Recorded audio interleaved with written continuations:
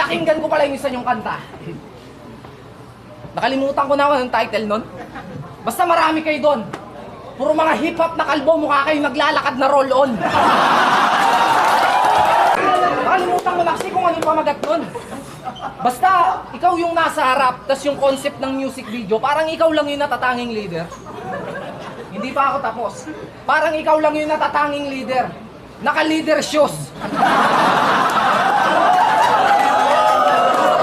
Ay sus!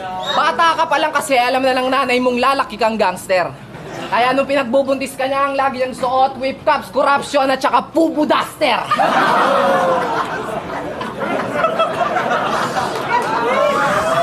Pag may trouble ang mga member, si G-Spot ang starter ng pagpapablatter.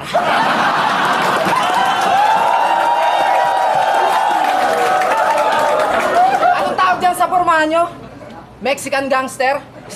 Hindi mo ako gawing tanga. Walang Mexican gangster sa Davao, hayop ka.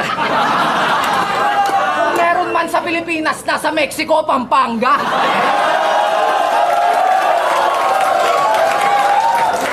Ano? Puro na lang ba patawa?